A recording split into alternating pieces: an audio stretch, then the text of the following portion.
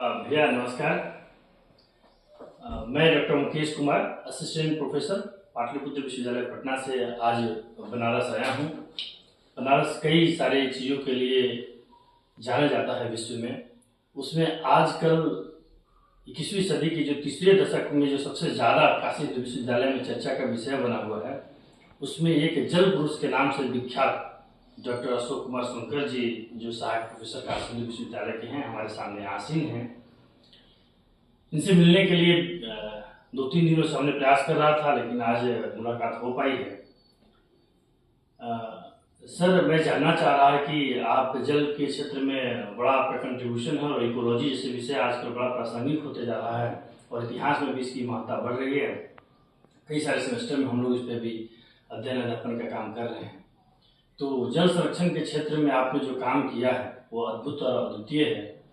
1-2 प्रश्न मेरा है आपसे कि अभी पर्व त्योहार का जो मौसम चल रहा है, अभी जस्ट बीता है, और उसमें देखा गया है कि दुर्गा पूजा से लेकर छठ और तमाम सारे में लोग जो विसर्जन, प्रतिमाओं का विसर्जन करते हैं, उससे जलकुंडों का और जितने नदी बड़े बड़े नहीं हैं तो उन स्रोतों का बड़ा नुकसान हो रहा है। तो इसे संरक्षण की कोई तरीके, कोई उपाय आपने अगर सोचा है तो हमें बताया था कि हम भी अपने विश्वविद्यालय में इन चीज़ों को प्रसारित कर इससे लाभान्वित करेंगे समाज को। जी अशोक सर। देखिए, क्या है कि अपनी भारतीय संस्कृति में बहुत सारी चीजें हैं और हम लोग श्रद्धा भाव से बहुत सारी चीजों को करते हैं, मगर प्रतिमा विसर्जन का भी एक बहुत बड़ा प्रकरण है और हर व्यक्ति चाहता है कि हम प्रतिमाओं का विसर्जन तालाब में करें। हम जो घर की पूजा के अवशिष्ट हैं, चाहे सत्यनारायण भगवान का पूजा किया या नवरात्र में कलश बैठाया या अन्य पूजा सामग्री को तालाब में, कुंड में, नदी में विसर्जन करें।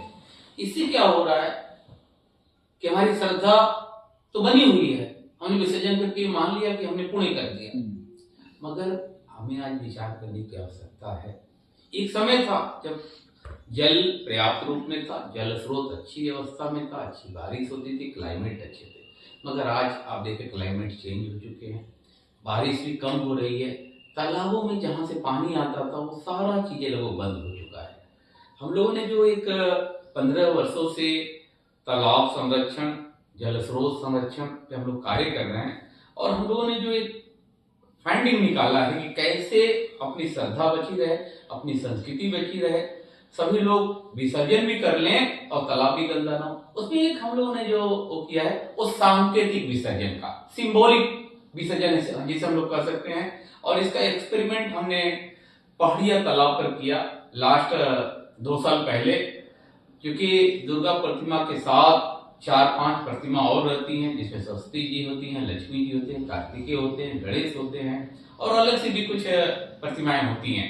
तो हमने लोगों से रिक्वेस्ट किया, क्योंकि सभी प्रतिमाओं के एक साथ आप नहीं रुकवा सकते हैं, तो मैंने रिक्वेस्ट किया कि आप केवल माँ दुर्गा का विसर्जन करेंगे, बाकी प्रतिमाओं का आप सांकेतिक विसर्जन करेंगे। आप छोटी प्रतिमाओं को पानी छिड़क कर मान लें कि ये हमने विसर्जन कर दिया, आप बड़ी प्रतिमा का विसर्जन करें। इसका फायदा ये हुआ कि लगभग हमने 200 से 250 प्रतिमाएं ये कहते हुए रोक लिया और लोगों ने श्रद्धा भाव से रोका उसको। तो इसका फिर हमने आगे एक्सपेरिमेंट किया। विश्वकर्मा पूजा पर हमने कहा केवल सांकेतिक विसर्जन होगा, क्योंकि विश्वकर्मा पूजा एक तरह से इंडिविजुअल समाज के लोग मनाते हैं, तो वो लेकर आते हैं, उनका दबाव मैंने बनाया और पानी में डालकर प्रतिमा को निकाल लिए और इस तरह हमने 200-250 की प्रतिमा रोक ली। फिर संस्कृत विसर्जन की बात आई तो वहां भी हम लोग इसी तरह की। तो मैं देशवासियों से भी यही कहूंगा कि आपकी श्रद्धा बनी रहे, हमारी संस्कृति बनी रहे। यदि आप किसी भी प्रतिमा का, पूजा के अवशिष्ट का विसर्जन करना चाहते हैं, आप लेकर आइए, पानी में डालिए और निकाल कर रख दीजिए। आप देखेंगे आपके तालाब प्रदूषित नहीं होंगे, आपकी श्रद्धा भी बनी रहेगी। और ये एक्सपेरिमेंट काशी हिंदू विश्वविद्यालय के शिक्षक होने के नाते हमने शुरू किया। और इस पर आप जब एआई से आप पूछेंगे कि सिंबॉलिक विसर्जन के जन्मदाता कौन है, सांकेतिक विसर्जन जन्मदाता कौन है, तो डॉक्टर अशोक कुमार सोनकर का नाम भी आपको एआई पर मिलता है। और ये निरंतर इसका हम लोग प्रचार प्रसार कर रहे हैं और आने वाले दिनों में सांकेतिक विसर्जन एक समाधान है जिससे तालाब, कुंड, पोखरे को बचाया जा सकता है। बहुत बहुत धन्यवाद। एक और प्रश्न अगर इजाजत हो तो मैं, जो काशी के धरती पे हम सब आए हैं और काशी जो है वरुणा और रसी के तट पे अवस्थित है, तो वरुणा की जो दशा है उस पर कई सारे विषय भी चल रहे हैं कि वो अपने अस्तित्व से संघर्ष कर रहा है। तो नदियों के संरक्षण के लिए क्या कुछ तरीके बता सकते हैं तो ज्ञानवर्धन होगा हम सबों का। देखिए, नदियों पर निरंतर सरकार कार्य कर रही है, मगर शायद कार्य का थोड़ा से स्वरूप बदलने की आवश्यकता है। हम लोग उस कार्य में ऐसे लोगों को लगा देते हैं जो उस कार्य को जानता भी नहीं है, उसकी दिलचस्पी नहीं है। हमेशा चाहे तालाब संरक्षण हो, नदी संरक्षण हो, उसमें उनको लगाइए जिनका इंटरेस्ट है। ये नहीं कि किसी एनजीओ वाले को थमा दिया, किसी प्रशासनिक अधिकारी। क्या प्रशासनिक अधिकारी वास्तव में जल संरक्षण को लेकर जागरूक है? क्या उसके मन में भाव है? क्या मैं दो नाम प्रशासनिक अधिकारियों का बताना चाहता हूं जो काशी में कमिश्नर के रूप में रहे, रमेश कोंकण जी, और अभी वर्तमान समय में नगर आयुक्त हैं हिमांशु नागपाल जी। काशी में जो भी जल स्रोतों का संरक्षण और संवर्धन हो रहा है उसमें बहुत बड़ा योगदान खासकर अभी हिमांशु नागपाल जी का है। ऐसे अधिकारियों को लगे जिनका इंटरेस्ट हो। ऐसा नहीं कि आप ये नमामि गंगे का काम देख लीजिए, आप गंगा स्वच्छता का काम नहीं। अगर अशोक कुमार सोनकर का इंटरेस्ट है, अगर वो तालाब बचाने का कार्य कर रहे हैं और कोई उनकी महत्वाकांक्षा नहीं है, भाई एक एनजीओ वाली की महत्वाकांक्षा है कि मुझे कुछ लाभ होना चाहिए, मगर एक प्रोफेसर की क्या महत्वाकांक्षा हो सकती है? हमारे पास तो खुद ही है कि सरकारी नौकरी है, तनख्वाह है। इतना काशी में 15 वर्षों से हम लोग काम कर रहे हैं, 1 रुपए का किसी व्यक्ति का सहयोग हम लोग नहीं लेते हैं और ना ही सरकार का मुझे कोई समर्थन प्राप्त है। हमने इसको श्रद्धा के साथ जोड़कर स्वच्छता करने का प्रयास किया है। जैसे हम लोगों ने तालाब आरती शुरू किया, पूरे देश में अगर तालाब बचाने के अभियान में तालाब आरती एक बहुत बड़ी पहल है। शनिवार को 6:30 बजे हम लोग किसी न किसी तालाब पर तालाब आरती करते हैं।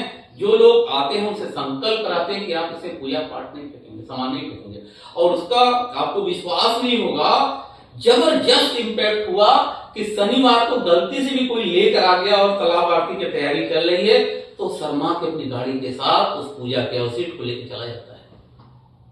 अगर हम लोग गंगा आरती करा रहे हैं तो हमें लगता है कि काशी में एक संकल्प भी कराना होगा कि आप कोई भी पूजा के अवशिष्ट नहीं फेंकेंगे, चाहे वो माला फूल हो, चाहे वो जो है कि राख हो, या कोई भी प्रतिमा का विसर्जन।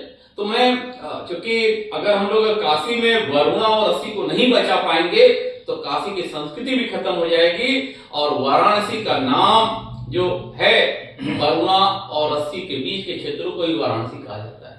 सरकार से मैं आग्रह करूंगा कि जो लोग इंटरेस्टेड लोग हैं, जो बचाना चाहते हैं निःशुल्क, ये नहीं कि किसी एनजीओ वालों को दीजिए, मैं दावे के साथ कहता हूं कि उस वरुणा को भी बचाएंगे और उस अस्सी को भी बचाएंगे जो काशी की संस्कृति है, जहां तुलसीदास से लेकर अनेक ऐसे महापुरुषों ने भिन्न भिन्न साहित्य की रचना की है। बहुत बहुत धन्यवाद। आपने इतना समय दिया, बहुत दूर से झारखंड से हमारे सीनियर हैं, शिक्षक हैं, ये भी आपसे मिलना चाह रहे थे, हम लोगों ने आए, आपने टाइम दिया, इसके लिए बहुत बहुत आभार। बहुत बहुत धन्यवाद।